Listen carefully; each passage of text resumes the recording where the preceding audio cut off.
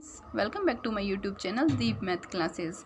Friends, आज के इस वीडियो में हम बात करने जा रहे हैं जून 2023 में आया हुआ एक क्लासिकल मैकेनिक्स का बड़ा ही अच्छा क्वेश्चन जो कि पार्ट बी से पूछा गया था। देखिए क्या क्वेश्चन है। Consider the constant A and B such that the following generalize coordinate transformation from P Q to P Q is canonical. Q हमें दे रखा है P dot Q to the power A plus 1 and P is Q to the power B. What are the value of A and B?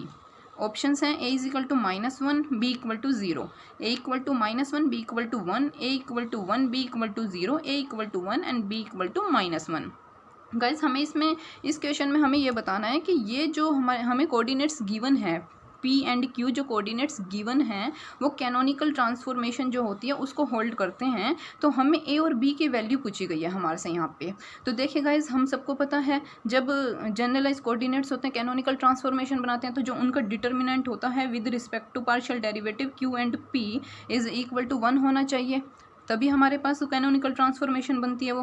तो देखिए अब हमें क्या करना है। Q हमें जो गिवन है उसका मैंने क्या किया, पहले curl Q by curl Q निकाला, हमने curl Q by curl P निकाला। जैसे कि Q is equal to P dot Q to the power A plus 1 है, तो curl Q by curl small q मैंने जब किया तो क्या आया, इसका जब partial derivative with respect to Q करेंगे तो हम क्या आएगा, P dot A plus 1 Q to the power A. ठीक है, curl Q by curl P करेंगे तो क्या आ जाएगा, Q to the power A plus 1। इसी तरह से ही जो P है हमारे पास वो गिवन है Q to the power B, तो curl P by curl Q क्या हो गया हमारे पास, B dot Q to the power B minus 1 and curl P by curl P क्या हो गया हमारे पास, इज इक्वल टू 0। ठीक है, कैनोनिकल ट्रांसफॉर्मेशन के लिए हमें क्या करना पड़ता है, curl Q by curl Q, curl P by curl Q, curl Q by curl P, curl P by curl small p। ठीक है, इज इक्वल टू 1 होना चाहिए। इनका डिटर्मिनेंट जो है हमारे पास 1 आना चाहिए जब ये कैनोनिकल ट्रांसफॉर्मेशन को होल्ड करते हैं। तो देखिए अब हमने क्या किया, इसमें जो curl Q by curl Q हमने फाइंड आउट किया था वो क्या था हमारे पास, P dot A plus 1 Q to the power A, और curl P by curl Q जो आया था हमारे पास वो क्या था, B dot Q to the power B minus 1 and curl Q by curl P हमारे पास Q to the power A plus 1, curl P by curl P हमारे पास क्या था, 0 इज इक्वल टू 1।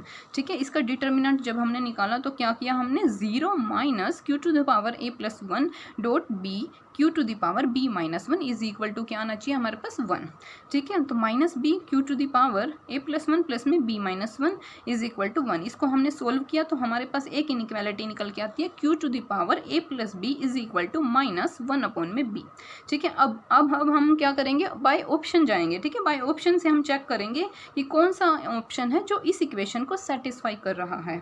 देखिए फर्स्ट ऑप्शन में हमें क्या गिवन है, a equal to -1 and b is equal to 0। Guys हम क्लियरली देख सकते हैं b इज इक्वल टू 0 पे ये इनइक्वालिटी अनडिफाइंड हो जाएगी। इसीलिए ये ऑप्शन फर्स्ट है और ऑप्शन थर्ड, इन्होंने ऑप्शन फर्स्ट और ऑप्शन थर्ड में b इक्वल टू 0 लेने के लिए बोल रखा है, तो दोनों ही क्या हो जाएंगे हमारे पास, डिस्कार्ड हो जाएंगे। b इज इक्वल टू 0 पे ये अनडिफाइंड है, इसीलिए तो फर्स्ट और थर्ड तो ऑप्शन हुए कट। ठीक है, अब आइए आप ऑप्शन सेकंड पे, a is equal to -1 b is equal to 1। तो a इज इक्वल टू -1 जो मैंने इस इनइक्वालिटी में रखा, q to the power -1 and b is equal to 1 plus में 1 इज इक्वल टू -1 बाय 1। ठीक है, तो q to the power 0 is equal to -1, 1 is equal to आया हमारे पास -1, जो दोनों क्या हो गए हमारे पास अनइक्वल हो गए। तो इस तरह से ये ऑप्शन भी क्या हुआ हमारा इनकरेक्ट।